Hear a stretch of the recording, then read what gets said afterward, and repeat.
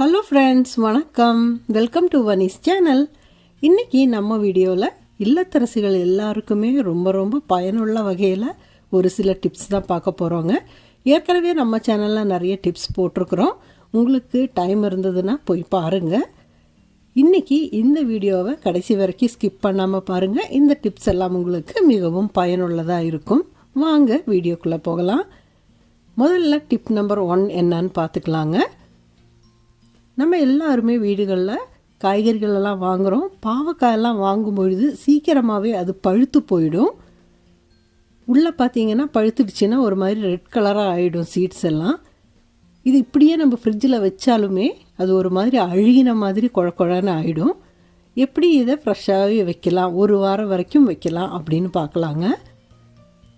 இப்போ இந்த மாதிரி கொட்டை எல்லாத்தையுமே நம்ம வெளியே எடுத்துடலாம். எடுத்தப்புறம் அந்த பாவக்காயை நல்லா கழுவி எடுத்துக்கலாங்க. பாருங்கள், நடுவில் ஓப்பன் பண்ணி கொட்டையெல்லாம் எடுத்தாச்சு. நிறைய பழுத்துடுச்சு.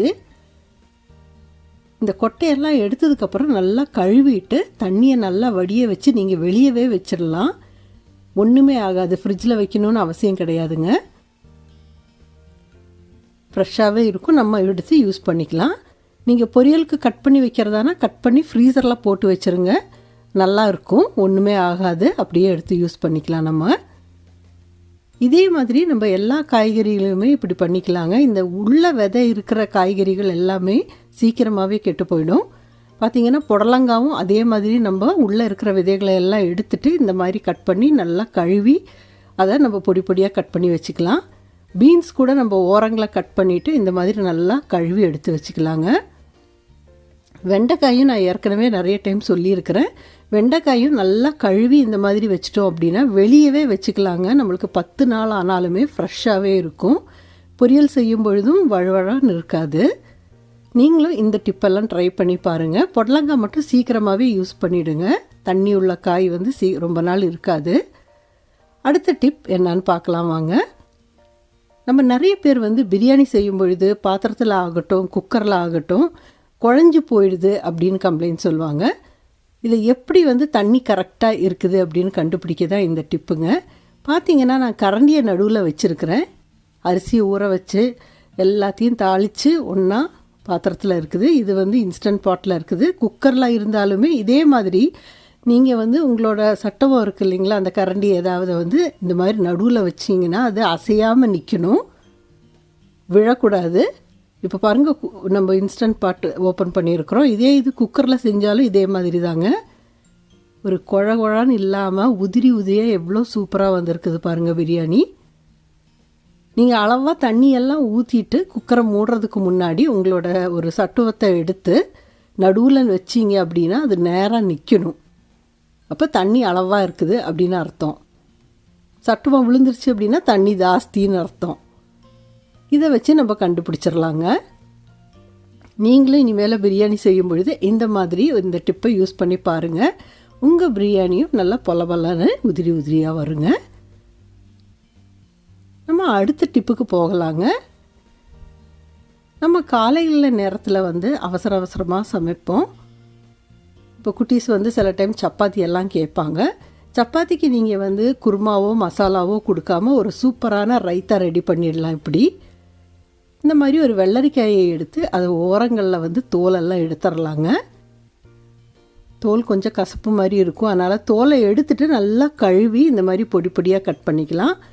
அதோட ஒரு கேரட் எடுத்துக்கலாம். நான் குட்டி குட்டி பேபி கேரட்ஸ் எடுத்துருக்கிறேன், அதையும் துருவி எடுத்துக்கிட்டேன். இது ரெண்டையும் ஒன்றா சேர்த்துக்கலாங்க. இதற்கு தேவையான அளவு உப்பு ஆட் பண்ணிக்கலாம். இப்போ இதெல்லாம் லேசாக மிக்ஸ் பண்ணி விட்டுக்கலாங்க. இது ரொம்ப ரொம்ப ஹெல்த்தியானது. வெயிட் லாஸில் இருக்கிறவங்க கூட டயட்டில் இருக்கிறவங்க கூட இதை எடுத்துக்கலாம். இதோட நம்ம கொஞ்சமாக தயிர் சேர்த்துக்கலாம். இது தயிர் நல்லா கட்டியாக இருக்குது. நீங்கள் கொஞ்சம் தண்ணியாக இருந்தால் கூட நீங்கள் அதை சேர்த்துட்டு எவ்வளோ தண்ணி வேணுமோ அந்த அளவுக்கு சேர்த்துக்கோங்க. நான் என்னோடய தயிர் ரொம்ப கட்டியாக இருக்கிறதுனால கொஞ்சம் தண்ணி சேர்த்துருக்குறேன் தாராளமாகவே. இது இப்படியே நம்ம சாப்பிட்டுக்கலாங்க. சப்பாத்தியோட சாப்பிட்றதுக்கு ரொம்ப சூப்பராக இருக்கும். நீங்கள் லஞ்சுக்கு கூட கொடுத்து விடலாங்க. நல்லா ஹெவியாகவும் இருக்கும் நம்மளுக்கு. ஸ்டமக் வந்து சீக்கிரமாகவே ஃபில் ஆகிடும். நீங்களும் இந்த மாதிரி வெள்ளரிக்காய் கேரட் போட்டு ரைத்தா செஞ்சு சப்பாத்தியோடு சாப்பிட்டு பாருங்கள். சூப்பராக இருக்குங்க. ட்ரை பண்ணி பாருங்கள். அடுத்த டிப்பு வந்து எல்லா இல்லத்தரசிகளுக்கும் ரொம்ப ரொம்ப தேவையான ஒரு டிப்பு தான் பார்க்க போகிறோங்க. நம்ம கிச்சன் சிங்க் வந்து அடிக்கடி அடப்பட்டு போயிடும். ஏன்னா நம்ம கழுவும்போது சாப்பிட்டுட்டு அந்த பாத்திரத்தில் எல்லாம் சாதம் பருப்பு எல்லாம் ஒட்டிகிட்ருக்கோம். அதோடு அப்படியே கொட்டிடுவோம். இந்த மாதிரி அடைஞ்சு இருக்கும் பொழுது இது வந்து ஒரு பிளாஸ்டிக் குச்சி. இது வந்து சிங்க் க்ளீன் பண்ணுறதுக்காகவே நம்மளுக்கு கிடைக்கிது. இல்லைன்னா நீங்கள் பிளாஸ்டிக் ஒயர் அந்த மாதிரி எடுத்துக்கோங்க. எடுத்து எந்த இடத்துல அடப்பட்டிருக்குதோ அந்த இடத்துல க்ளீன் பண்ணி விட்டுருங்க. லேசாக அப்படி குத்தி விட்டுக்கலாம். நம்மளுக்கு அந்த தண்ணி போயிடணும். அதுக்கப்புறம் நம்ம ஈஸியாக க்ளீன் பண்ணிடலாம். இந்த மாதிரி இருக்கிறப்ப வந்து நம்ம நைட்டு தூங்குறப்போ டெய்லியும் கொஞ்சம் சுடு தண்ணியை ஊற்றி விட்டுறலாங்க. கொஞ்சம் பேக்கிங் சோடா போட்டு கொஞ்சம் வினிகரும் ஊற்றி நல்லா சுடு தண்ணி நல்லா ஒரு 2 டம்ளர் கொதிக்க வச்சு அதை அப்படியே நீங்கள் ஊற்றி விட்டீங்க அப்படின்னா அடப்பெல்லாம் போயிடும். அடிக்கடி சுடு தண்ணி யூஸ் பண்ணாதீங்க. அந்த பைப்பு வந்து மெல்ட் ஆகிறதுக்கும் சான்சஸ் இருக்குது, ரொம்ப மெலிசான பைப்பாக இருந்துச்சுன்னா. இப்போ பார்த்தீங்கன்னா நான் இங்கே இருக்கிறது தண்ணி எல்லாத்தையும் வெளியேற்றிட்டேன். ராகி ரெசிபி பண்ணதுனால, அந்த ராகி களி பண்ணதுனால அது எல்லாமே அங்கே இருக்குது பாருங்கள் சிங்கில். இந்த மாதிரி இருக்கிறதெல்லாம் துகள்கள் எல்லாம் போய் உள்ளே அந்த குழாயில் போய் அடப்பட்டுரும். ஒரேடியாக சேரும் பொழுது அடப்பட்டுரும். இந்த மாதிரி இருக்கும் பொழுது நம்ம இதை எடுத்துடலாம். நம்மளோட குக் பண்ண பொருட்கள் தானே, அதில் மீதம் இருந்த பொருட்கள் ஒட்டிகிட்டு இருந்தது தானே. அதனால் நம்ம வந்து சிங்கில் இருந்து அதை எல்லாத்தையுமே நம்ம கையில் எடுத்து அப்புறப்படுத்திடலாம். அப்புறம் சிங்கை நல்லா கழுவி விட்டுக்கலாங்க. ஏற்கனவே நான் சிங்க் க்ளீனிங் வீடியோ போட்டிருக்கிறேன். இதை வந்து நம்ம கிச்சன் டிஷ்வாஷர் இருக்குது இல்லைங்களா, நம்ம பாத்திரம்லாம் கழுவுறதுக்கு சோப்பு யூஸ் பண்ணுறோம் இல்லைங்களா, அதை யூஸ் பண்ணியே நம்ம தேய்ச்சி விட்டுக்கலாங்க. இதை சிங்க் தேய்க்கிறதுக்குன்னு ஒரு ஸ்க்ரப்பர் தனியாக வச்சுக்கோங்க. பாத்திரம் தேய்க்கிறத யூஸ் பண்ண வேண்டாம். ஏன்னா நம்ம அந்த அழுக்கு எல்லாமே தேய்க்கிறோம். அதையே வச்சு தேய்க்காதீங்க பாத்திரத்தையும். இப்போ இதை வச்சு நம்ம டெய்லியுமே இந்த மாதிரி ஒரு ஸ்க்ரப்பர் வச்சு சிங்கை வந்து நைட்டு நம்ம எல்லாத்தையும் ஃபுல்லாக தேய்ச்சி விட்டுட்டோம் அப்படின்னா காலையில் நீட்டாக இருக்கும். எந்திரிச்சு நம்ம சமைக்க வரும்பொழுதும் நம்மளுக்கு சிங்க்கு தான் நேரடியாக வந்த உடனே ஒரு பாத்திரம் எடுப்போம், அதை கழுவுவோம். அதே மாதிரி இந்த உள்பக்கம் இருக்குது இல்லைங்களா, அங்கே வந்து ஒரு பழைய டூத் ப்ரஷ் இருந்ததுன்னா அதை வச்சு நம்ம தேய்ச்சிக்கலாம்.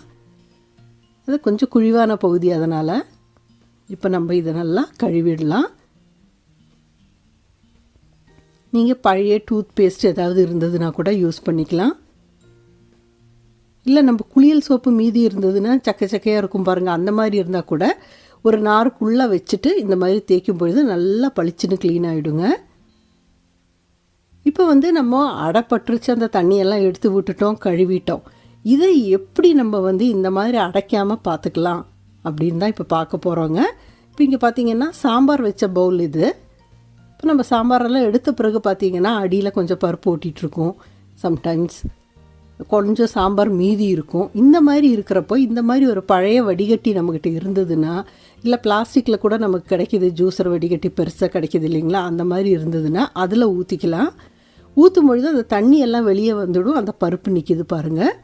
இது பருப்புக்கு மட்டும் இல்லை, எல்லா பொருட்களுக்குமே. பாத்திரம் கழுவுறதுக்கு முன்னாடி அதை லேசாக அலசிட்டு, அந்த பாத்திரம் கழுவின தண்ணியிலேயே ஃபஸ்ட்டு வந்து அலசிட்டு இந்த மாதிரி நம்ம வடிச்சிட்டோம் அப்படின்னா அந்த சாலிட் பார்ட்டிகல்ஸ் எல்லாமே நம்மளுக்கு இதில் நின்றும். தண்ணி மட்டும் கீழே போயிடும், சாதம் எல்லாமே இந்த மாதிரி நின்றும். இப்போ நம்ம சிங்க்கும் வந்து அடைப்படாமல் நம்மளுக்கு நல்லா இருக்குங்க. நீங்களும் இந்த மாதிரி ஒரு பழைய ஜல்லடையை யூஸ் பண்ணி இந்த டிப்பை யூஸ் பண்ணி பாருங்கள்.